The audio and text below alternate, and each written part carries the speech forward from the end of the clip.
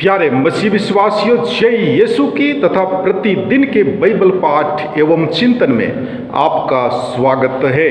आज का पहला पाठ नबी इसायास का ग्रंथ अध्याय 25 पद संख्या 6 से 10 तक से लिया गया है। वचन कहता है, विश्व मंडल का प्रभु इस पर्वत पर सब राष्ट्रों के लिए एक भोज की तैयारी करेगा।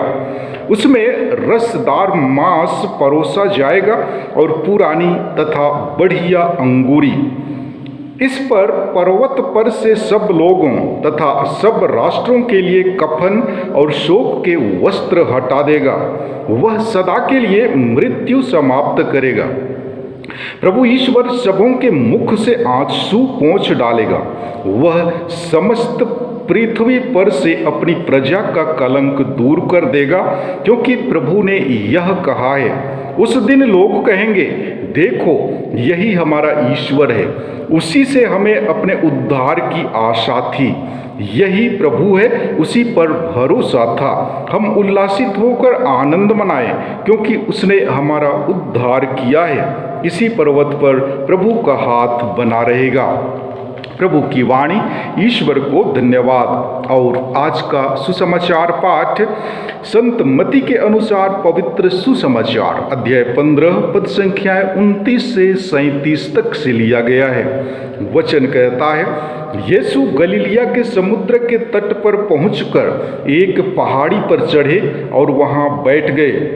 भीड़ की भीड़ उनके पास आने लगी।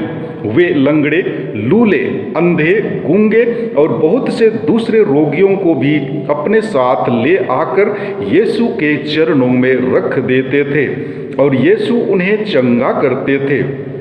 गूंगे बोलते हैं, लूले भले चंगे हो रहे हैं, लंगड़े चलते और अंधे देखते हैं। लोग यह देखकर बड़े अचंभे में पड़ गए और इस्राएल के ईश्वर की स्तुति करने लगे।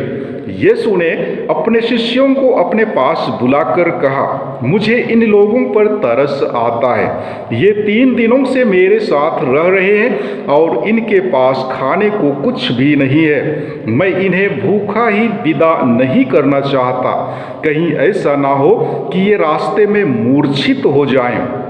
स्त्रियों ने उनसे कहा, इस निर्जन स्थान में हमें इतनी रोटियां कहाँ से मिलेंगी कि इतनी बड़ी भीड़ को खिला सकें। यीशु ने उनसे पूछा, तुम्हारे पास कितनी रोटियां हैं? उन्होंने कहा, 7 और थोड़ी सी छोटी मछलियां।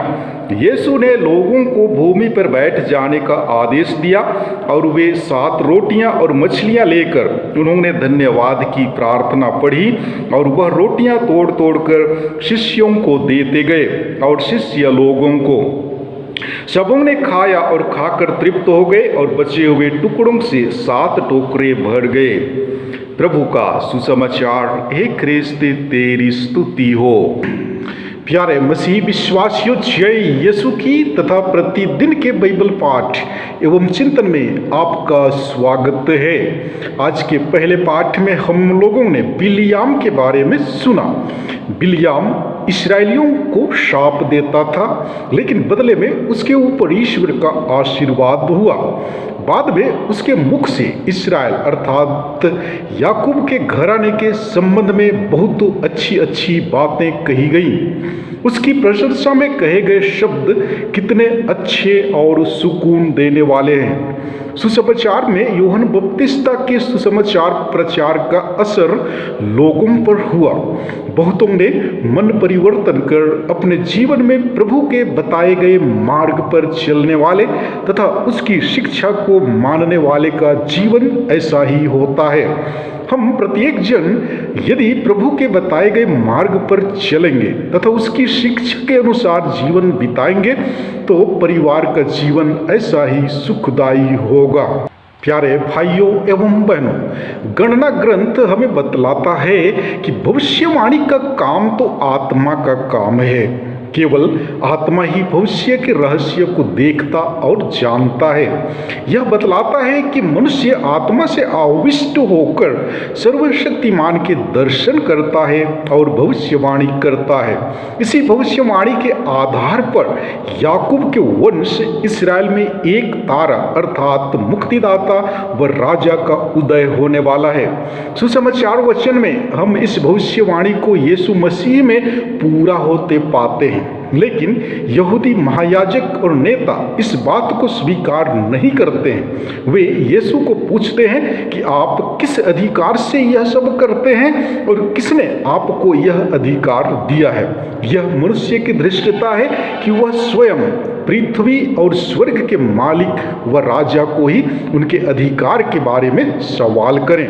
यह कितने विडंबना की बात है। जीवन में बहुत बार हम भी फरीसी और शास्त्रियों के समान ऐसे ही सवाल पूछने से नहीं चूकते हैं। ईश्वर की योजना और रहस्य को सिर्फ ईश्वर ही जानता है, अतः हमें ईश्वरीय इच्छा और योजना का सम्मान करना चाहिए। जीवन की छोटी बड़ी चीजों में ईश्वर के हाथ को पहचानना सीखें। प्यारे भाइयों एवं बहनों, यह स्वाभाविक ही था कि संत जोसेफ असमंजस में पड़ गए थे। वे यह समझ नहीं पा रहे थे कि उनकी भावी पत्नी मरियम कैसे मां बनने वाली हैं। उन्हें अपने नाम की चिंता थी। स्वर्गदूत के संदेश के रहस्य ने उनकी आंखें खोल दी। नबी ईसायास का कथन अब वास्तव में पूरा होने वाला था।